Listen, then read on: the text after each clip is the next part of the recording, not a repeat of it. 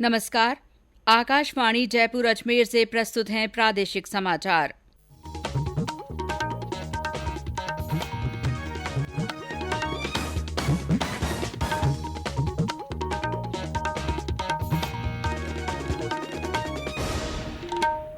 मुख्य समाचार। प्रधानमंत्री ने कहा, देश को आत्मनिर्भर बनाने तथा लोगों में आत्मविश्वास जगाने के लिए सुधारों का सिलसिला जारी रहेगा। राष्ट्रीय महिला आयोग ने राजस्थान में महिलाओं के खिलाफ हो रहे अत्याचार के मामलों में शीघ्र कार्रवाई करने को कहा। प्रदेश की 1000 पंचायतों में पंच और सरपंच के चुनाव के लिए आज शांतिपूर्ण मतदान संपन्न। संघ लोक सेवा आयोग की सिविल सेवा परीक्षा कल। परीक्षार्थियों की सुविधा के लिए रेलवे द्वारा विशेष रेलों का संचालन। राज्य में कोरोना के सक्रिय मामलों की संख्या 21,000 से ऊपर हुई। आज 2,150 नए कोविड मामलों की पुष्टि।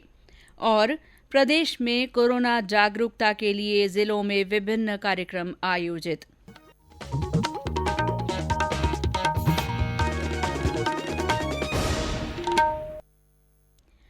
महात्मा गांधी की 151वीं जयंती के उपलक्ष्य में हम बुलेटिन की शुरुआत बापू की बात से कर रहे हैं।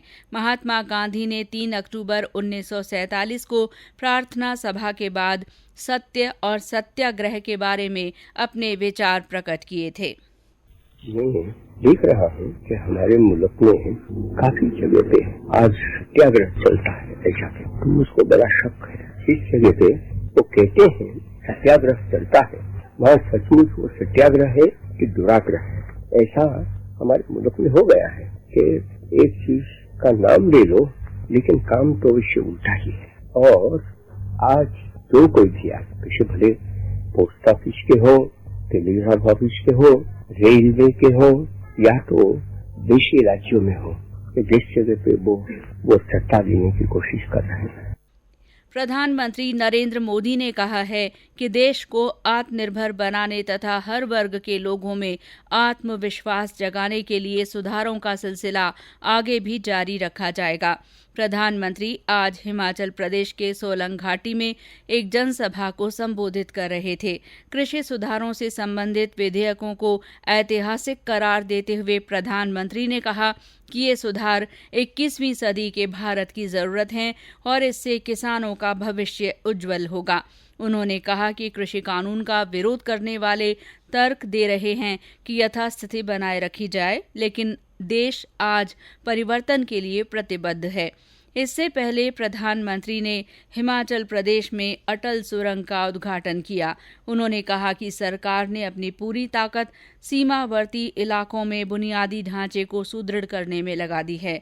श्री मोदी ने कहा कि सड़कों, पुलों, इमारतों और सुरंगों का निर्माण बड़े पैमाने पर किया जा रहा है और सीमावर्ती बुनियादी ढांचे के विकास पर विशेष जोर दिया जा रहा है। उन्होंने कहा कि विकास का लाभ आम लोगों के साथ साथ सशस्त्र बलों तक पहुंचाने के प्रयास भी किए जा रहे हैं।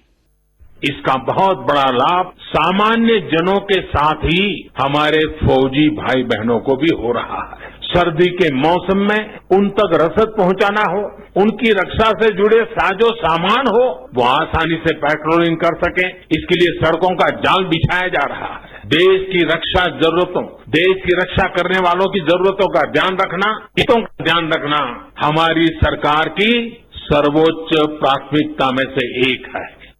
राष्ट्रीय महिला आयोग ने राजस्थान में महिलाओं के खिलाफ हो रहे अत्याचारों में त्वरित कार्रवाई करने को कहा है। इस मामले में आयोग के 3 सदस्यीय दल ने आज जयपुर में पुलिस महानिदेशक और महिला तथा बाल विकास विभाग के सचिव से मुलाकात की।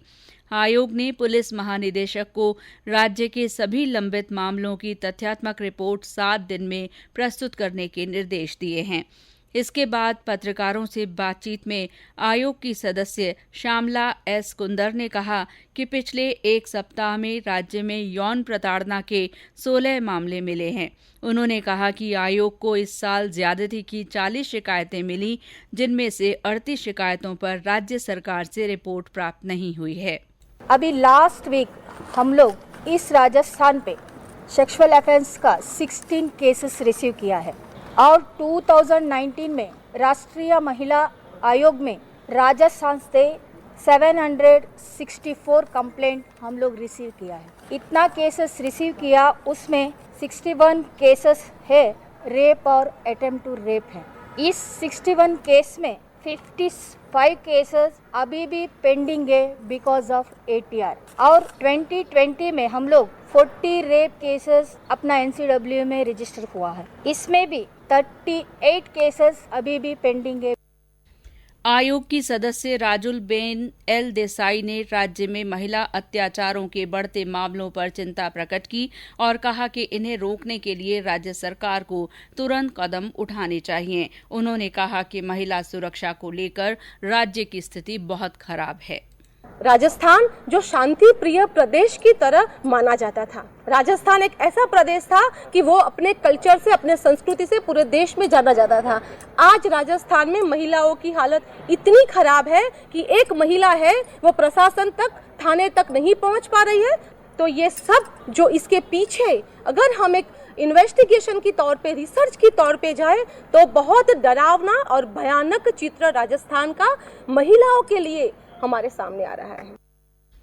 सुश्री देसाई ने कहा कि राज्य सरकार को सखी वन स्टॉप सेंटर तथा महिला अधिकारों के संबंध में कानूनों के बारे में व्यापक प्रचार प्रसार करने के निर्देश भी दिए गए हैं।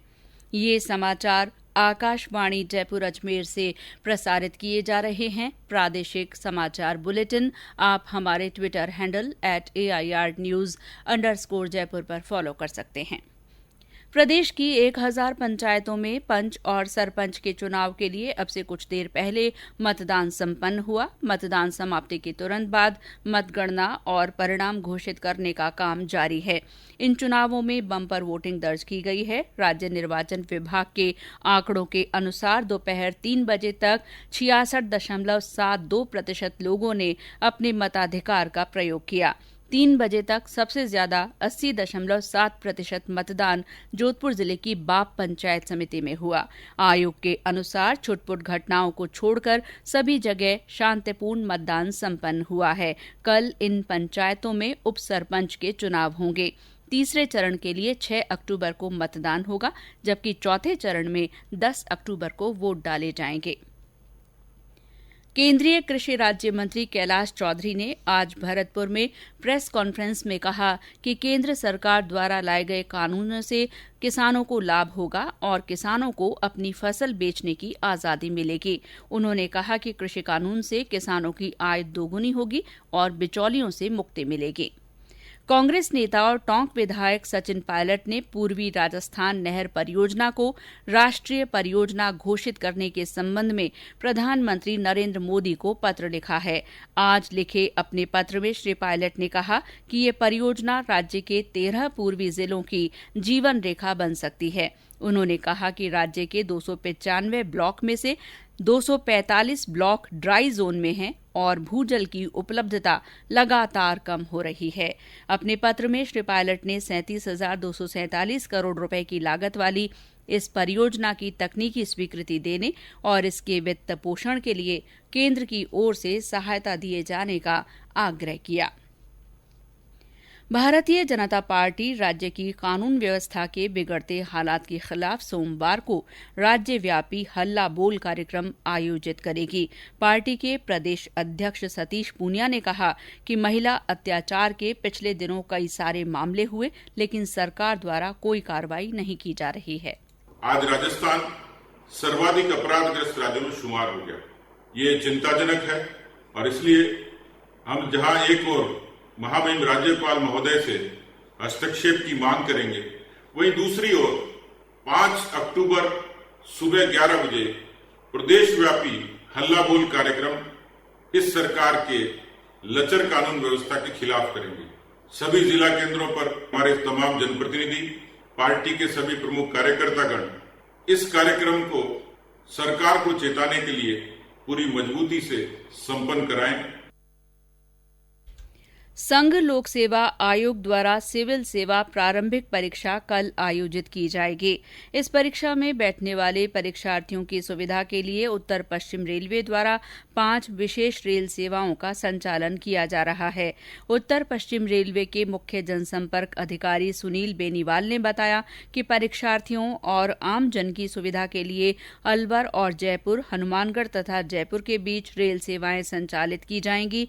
इसी तरह जयपुर से गंगानगर तथा जयपुर से उदयपुर सिटी के लिए विशेष रेलों का संचालन होगा। उन्होंने बताया कि यात्रा के दौरान यात्रियों को कोविड-19 के सभी प्रोटोकॉल का पालन करना अनिवार्य होगा। प्रादेशिक समाचार आकाशवाणी जयपुर अजमेर से प्रसारित किए जा रहे हैं। ये समाचार आप न्यूज ऑन एयर ऐप पर भी सुन सकते हैं। राज्य में कोरोना के सक्रिय मामलों की संख्या बढ़कर 21,075 तक पहुंच गई है। प्रदेश में आज 2,150 नए मामलों की पुष्टि के साथ कुल मामलों की संख्या बढ़कर 1,41,846 हो गई है। पिछले 24 घंटे में 2,003 लोग संक्रमण से मुक्त भी हुए हैं। राज्य में 14 लोगों की संक्रमण के कारण मृत्यु होने के बाद मृतकों का आंकड़ा 1,530 तक पहुंच गया है। आज सबसे ज्यादा 424 मामले जयपुर से, वहीं 347 मामले जोधपुर से रिपोर्ट हुए हैं। बीकानेर में 171, अलवर में 169, भीलवाड़ा में 155 तथा उदयपुर में 89 लोगों में संक्रमण की पुष्टि हुई है।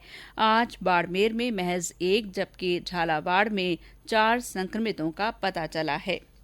प्रदेश के विभिन्न जिलों में आज कोरोना जागरूकता संबंधी कार्यक्रम हुए। सवाई माधोपुर में प्रभारी मंत्री तथा उद्योग मंत्री परसादी लाल मीणा ने कोविड-19 जागरूकता जन आंदोलन को संबोधित किया। उन्होंने कहा कि सरकार ग्रामीणों के पलायन को रोकने के लिए वचनबद्ध है। चूरू जिले के प्रभारी भंवर सिंह भाटी ने जागरूकता साइकिल रैली को हरी झंडी दिखाकर रवाना किया। पाली में जिला प्रभारी और अल्पसंख्यक मामलात मंत्री शाले मोहम्मद ने आज कोरोना जागरूकता कार्यक्रम के तहत पोस्टर का विमोचन किया। जोधपुर में जिला प्रभारी और विधानसभा में उप मुख्य सचेतक महेंद्र चौधरी की मौजूदगी में कोरोना जागरूकता रथ और रैली निकाली गई। साथ ही लोक कलाकारों ने अपनी प्रस्तुति में मास्क लगाने का संदेश दिया। सिरोही में प्रभारी मंत्री प्रमोद जैन भाया ने कोरोना जागरूकता रथ को हरी झंडी दिखाकर रवाना किया।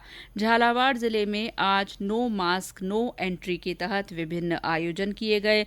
श्रीगंगानगर में प्रशासन ने आज गोल बाजार और बस स्टैंड पर बिना मास्क लगाए घूम रहे लोगों को मास्क बांटे। वहीं स्काउट गाइड ने रोवर्स द्वारा बनाए गए मास्क बांटे। टोंक में भी जागरूकता कार्यक्रम हुआ। राजसमंद में प्रभारी और सहकारिता मंत्री उदयलाल आंजना ने कोरोना जागरूकता रथ को हरी झंडी दिखाई। उन्होंने कोरोना जागरूकता पोस्टर और सीडी का विमोचन भी किया। देश में कोविड से स्वस्थ होने वाले लोगों की संख्या 54 लाख हो गई है।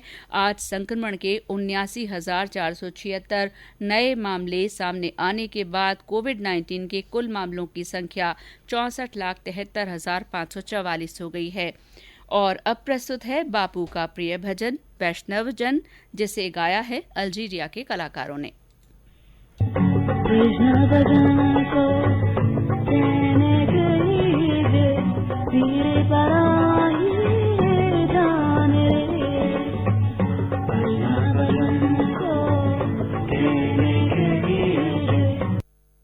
और अंत में मुख्य समाचार एक बार फिर।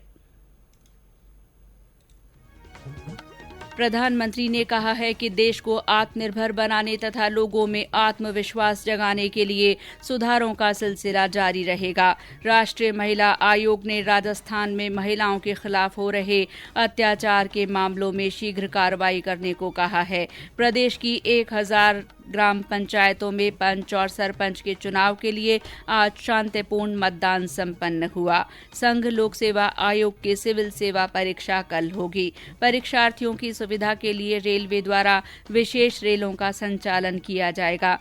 राज्य में कोरोना के सक्रिय मामलों की संख्या 21,000 से ऊपर हो गई है। आज 2,150 नए मामलों की पुष्टि हुई है। इसी के साथ प्रादेशिक समाचार बुलेटिन समाप्त हुआ। नमस्कार।